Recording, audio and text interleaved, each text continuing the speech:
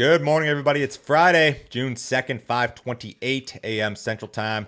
Mixed, kind of quiet trade in the grain markets this morning. Matt Bennett, good morning. Mackenzie, good morning. How are you guys? Good. Good morning. I'm good. All right. Dry, but Yeah. good. So that's where we're going to start. Let's start with the drought monitor. Yep. USDA released weekly drought monitor data yesterday. 50% of the contiguous U.S. is in some level of drought this week compared to 40% last week. While the drought weakened across the southern plains, drought conditions continue to intensify across the Corn Belt. Drought conditions are expected to worsen in the Corn Belt as the region is expected to receive little to no rain over the next 7 days, with temperatures climbing into the low 90s. So if we look at percentages of areas dealing with drought, 34% of corn country, 28% soybeans, winter wheat 46%, spring wheat 6%, and 36% of cattle country. Okay, so if you look at the side by side, just week over week, I mean, that's a fairly substantial change for Iowa, for Illinois, for Indiana. Matt, you're in Illinois. It's pretty dry, and I'm hearing from people, I mean, all over the Corn Belt that it's becoming very dry, and there's a lot of concern.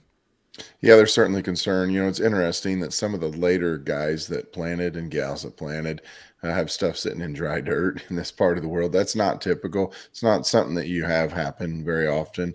Yesterday, this week, we've seen corn rolling. Late May, corn rolling is not something I've experienced, I guess. Even in 2012, we weren't quite that dry just yet. So it's been an interesting deal. This weekend, we're 95 plus.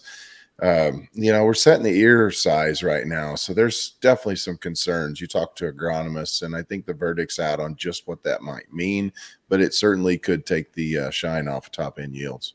You mentioned 2012, and I was hesitant to put this in the YouTube video here this morning. Here's the current drought map versus the same week in 2012. It actually looks worse probably this year than it did in 12. Now, in 12, of course, we had a disaster of a crop. I was told, however, by some of my more, I won't say older, experienced customers that there have been instances in the past where you could have a really dry May, dry start to June, and then the rains turn on and you could end up with excellent yields. There were a couple of years in the 90s, I think 92 and 94 were the years I was told about. But in any case, this is not a death sentence, but it's an area of concern for sure when it comes to crop production. Oh, absolutely. You're sitting here in early June, and so I grew up in a grain elevator, and I would call the guys that you were talking about old timers, if you will. They would always say, "Hey, Matt, if we get a dry period after planting, that's exactly what you want. Get the corn to root down. You're going to be able to access moisture later on and nutrients." But I would say that it's uncomfortably dry, and typically when you get this dry and you don't have any moisture in the soil, it's really hard to get these storm systems to kind of stop off and drop some rain off on you. So it's concerning, but it's we're probably 2-3 weeks from full on panic mode. Okay, so the forecast is the big market mover. Let's get into that. Most of the U.S. Corn Belt is expected to remain dry for at least another 10 days. The forecast through the first 10 days of the month has seen few changes. Only minimal rainfall chances exist for the vast majority of the Corn Belt. The extended GFS model indicates this morning that rain and cooler temperatures will return to the region around June 12th. The month of May was among the driest on record for many areas of the U.S. Corn Belt. Moisture is needed badly in some areas. I threw in the last 14 days. The last couple of weeks in May in particular were extremely dry for a lot of areas. If you guys are watching on YouTube here, we've got precip as a percent of normal last 14 days. But Matt, the area of contention here in regard to the forecast is this time frame past like June 11th or 12th. That's when this GFS says this morning, maybe some rains come back, but it flip-flops. And this thing's updated 4 times a day, and it seems like every time it updates, it flip-flops, and you see some sort of move in the market. The big one midday is at about 11:30 a.m. Central, give or take. But this is like the question mark now. Like, do these rains come back mid-month or not?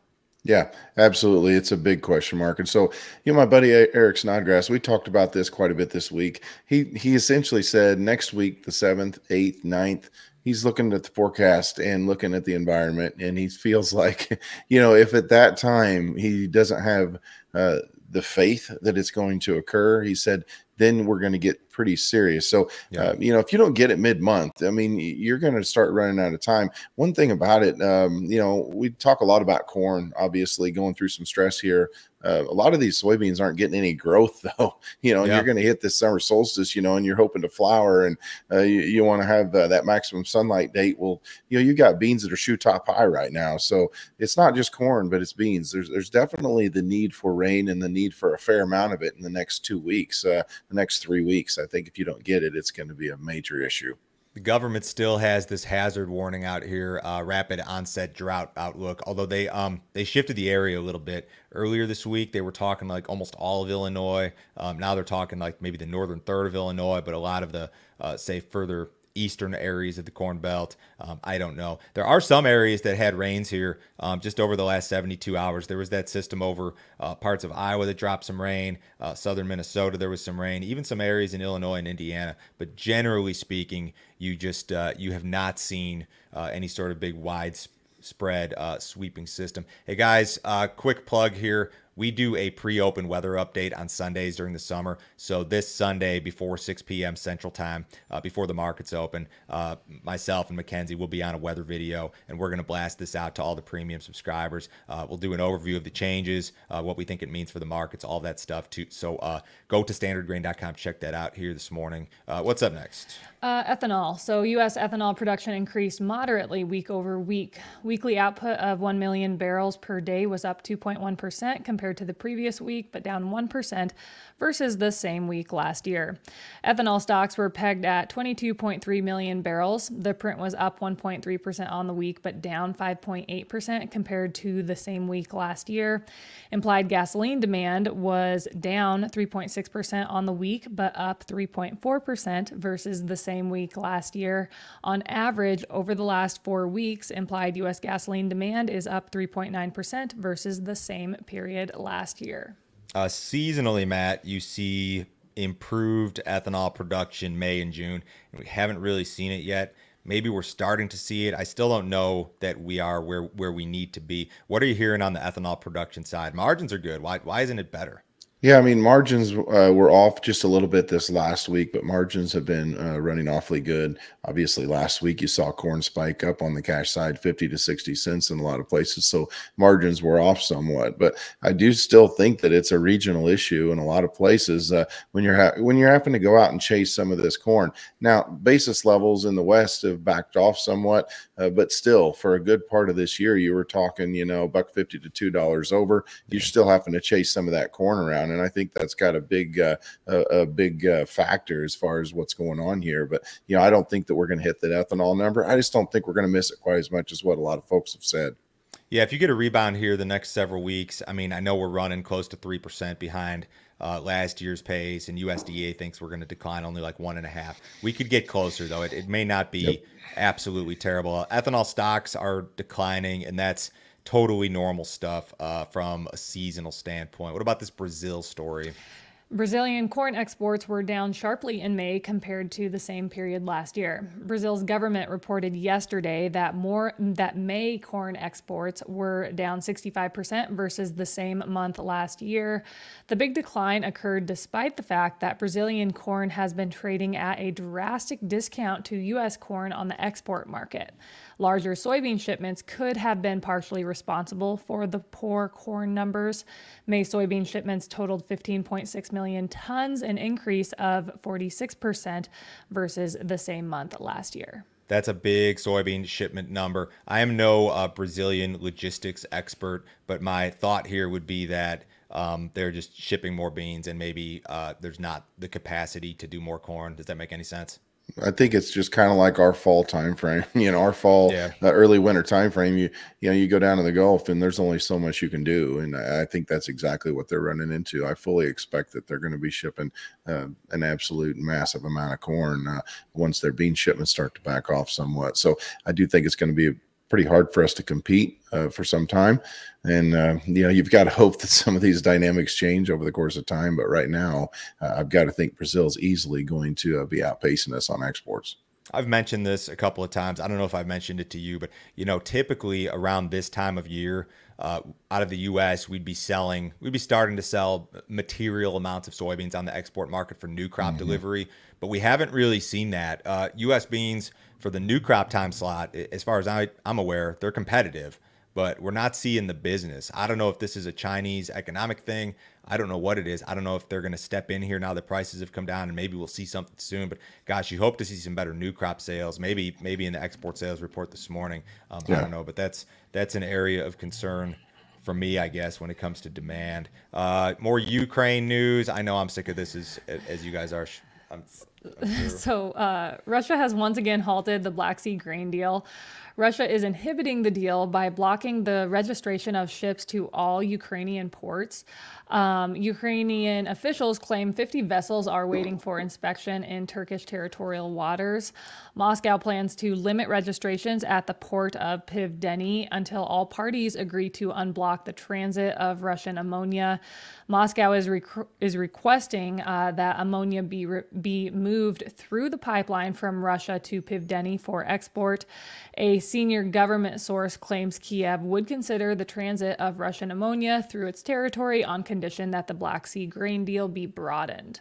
So you've got this, and then was it last week we had the drone attack supposedly on Moscow or on some residential areas of Moscow? That was this week, actually. It was this week. Okay, Yeah. So the markets clearly don't. I mean, the wheat market doesn't care about this. The corn market doesn't care about this. You would think that an attack on the world's biggest wheat exporter and price setter would maybe be something, but Matt, it's not.